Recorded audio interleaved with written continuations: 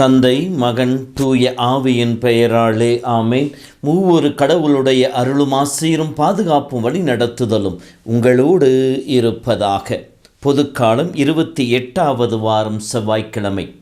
இயேசுவில் என் அன்பு சகோதர சகோதரிகளே, இறை இரக்கத்தின் ஆண்டவர் உங்கள் உள்ளத்தையும் இல்லத்தையும் தன் அன்பால் நிறைத்து இந்த நாள் முழுவதும் உங்களை காப்பாராக. மீட்பு உண்டு. நாம் எல்லோரும் மீட்பு பெற வேண்டும் என்பதை கடவுளுடைய விருப்பம் என்று சொல்லி 1 தீமோத்தேயு 2:4 கடவுள் வெளிப்படுத்தி இருக்கின்றார். மீட்பு என்பது என்ன? ஒரு ஆபத்திலிருந்து, துன்பத்திலிருந்து, சோர்விலிருந்து விடுவிப்பது, காப்பது மீட்பு. நம்முடைய வாழ்விலே மீட்பு என்பது பாவத்தின் தலையிலிருந்து, அதன் அந்தகார சக்திகளிலிருந்து, சாத்தானின் பிடியிலிருந்து நம்மை விடுவிப்பது மீட்பு. இந்த மீட்பை நமக்கு பெற்றுக் கொடுப்பதற்காகத்தான் இயேசு இந்த உலகிலே நம்மை தேடி வந்தார். இதைத்தான் நற்செய்தியிலே திரும்ப திரும்ப இயேசு சொல்வதாக இருக்கின்றது.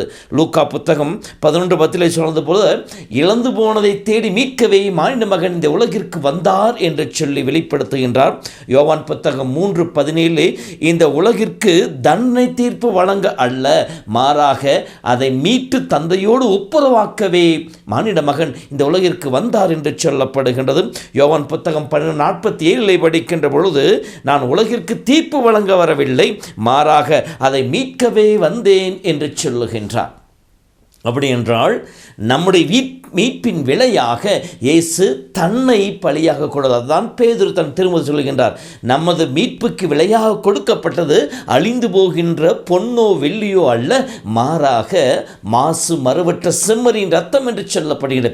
இயேசுவின் இரத்தத்தினாலே நாம் ஒவ்வொருவரும் விலை கொடுத்து மீட்கப்பட்டிருக்கின்றோம், விலை கொடுத்து வாங்கப்பட்டிருக்கின்றோம். எனவேதான் பவுல் சொல்வார், நீங்கள் உங்களுக்கு சொந்தமானவர்கள் அல்ல, மாறாக நீங்கள் கடவுளுக்கு சொந்தமானவர்கள், கடவுள் உங்களை விலை கொடுத்து வாங்கிவிட்டார் என்று சொல்லுவார். அப்படி என்றால் இயேசு நம் ஒவ்வொருவரும் மீட்படைய, மீட்பின் மக்களாய் மாற, கடவுள் சொந்த பிள்ளைகளாய் மாற தன்னையும் தன் உதிரத்தையும் கொடுத்து நம்மை மீட்டெடுத்திருக்கின்றார். அந்த மீட்பின் மக்களாய் வாழ்வோம். மீட்பு எல்லோருக்குமே உண்டு, எல்லோருக்கும் விடுதலை உண்டு, எல்லோருக்கும் நிலையான வாழ்வு உண்டு. அப்படி என்றால் அந்த மீட்பை பெற நாம் என்ன செய்ய வேண்டும்? இன்றைய முதல் வாசகத்திலே அழகாக பவுல் சொல்லுகின்றார், நற்செய்தியை நம்பும் ஒவ்வொருவருக்கும் அந்த மீட்பு உண்டு என்று சொல்லுகின்றார். நற்செய்தி என்பது என்ன? இயேசு இந்த உலகிலே மனிதனாய் பிறந்தார், நமக்காய் பாடுபட்டார், நம் துன்பங்களை தன்மேல் ஏற்றுக்கொண்டார், தன் பாவங்களுக்காக ரத்தம் சிந்த ஒவ்வொருவருக்கு மீட்பை பெற்றுக் கொடுத்தார், இறந்து உயிர்ப்பின் வழியாக நம் ஒவ்வொருவருக்கு நிலை வாழ்வை சொந்தமாக்கி கொடுத்தார் என்பதை நற்செய்தி. இந்த நற்செய்தி ஏற்று நம்புகின்றவர்களுக்கு மீட்பு உண்டு என்று சொல்லுகின்றார். அதைத்தான் ரோமர் புத்தகம் 10ஆம் அதிகாரத்தை படிக்கின்ற பொழுது, இயேசுவே ஆண்டவர் என வாயார் அறிக்கையிடுவோர் மீட்பு பெறுவர் என்று சொல்லப்படுகின்றது. ரோமர் புத்தகம் 10:13 ஆண்டவன் திருப்பெயர் அறிக்கையிட்டு மன்றாடுகின்றவர்களுக்கு மீட்பு கிடைக்கும் என்று சொல்லப்படுகின்றது.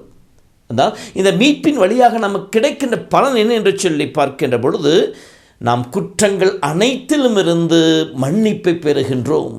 நம்முடைய பாவங்கள், பாவத்தின் தலைகள், அடிமைத்தனங்கள் அனைத்திலிருந்து நாம் மன்னிப்பை பெறுகின்றோம்.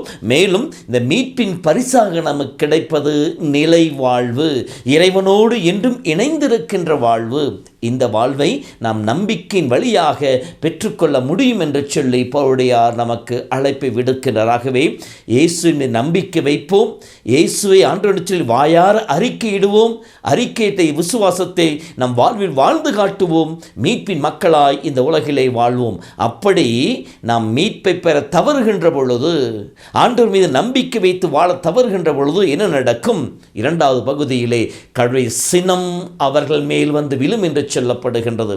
கடவுள் தன்னை வெளிப்படுத்தியும் தன் மீட்பினை அவர்களுக்கு கொடுத்தும் அதை உதாசீனப்படுத்துகின்ற பொழுது, அதை விட்டு விலகுகின்ற பொழுது, கடவுளுக்கு நன்றி செலுத்துகிற பிள்ளைகளாக இல்லாத பொழுது, கடவுளின் மீட்பை அறிக்கையிடாத பொழுது, ஆண்டை விட்டு விலகிச் செல்கின்ற பொழுது கடவுளுடைய சினம் நம்மேல் வந்து விழும். கடவுள் சினம் நம்மேல் வந்து விழுகின்ற பொழுது நாம் பாவத்திற்கு மேல் பாவத்தை கட்டிக்கொள்பவர்களாக, துன்பங்களுக்கு மேல் துன்பங்களை நம் வாழ்வில் சேர்த்துக் கொள்பவர்களாக, அழிவை நோக்கி நம் பலியை செல்பவர்களாக அமைத்துக் கொள்பவர்களாக இருப்போம். ஆகவே அன்பு சொந்தங்களே, இதோ இந்த நாளிலே கடவுள் நம் ஒவ்வொருவரும் மீட்பு பெற தன் உடலை இரத்தத்தையும் ஒவ்வொரு நாள் உணவாக இரத்தமாக கொடுத்து நம்மை தேடி வருகின்றார். நம் நிலை உணர்ந்து கொண்டு ஆண்டவர் பக்கம் திரும்புவோம், ஆண்டவர் நம்பிக்கை வைப்போம். அந்த திரும்புதல் என்பது எப்படிப்பட்டதாக இருக்க வேண்டும்?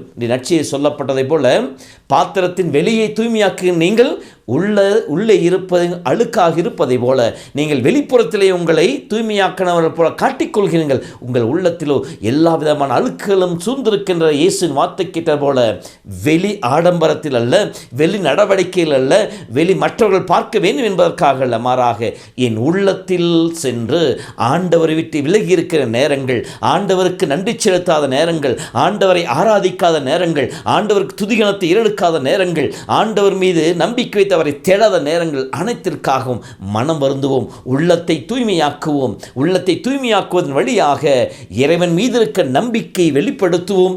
இறைவன் தருகிற மீட்பை பெற்றுக்கொண்டு இவ்வுலகிலே நிறைவான மகிழ்ச்சியும் நிறை சமாதானத்தையும், மறு உலகிலே நித்திய வாழ்வையும் பெற்றுக்கொள்வோம். கடவுள் நம் ஒவ்வொருவரையும் நிறைவாய் ஆசீர்வதிப்பாராக. ஆண்டவர் உங்களோடு இருப்பாராக. எல்லாம் வல்ல இறைவன் தந்தை, மகன், தூய ஆவி உங்களையும் எங்கள் குடும்பத்தையும் இந்த நாள் முழுவதும் காத்திடுவாராக. ஆமேன். நற்கருணை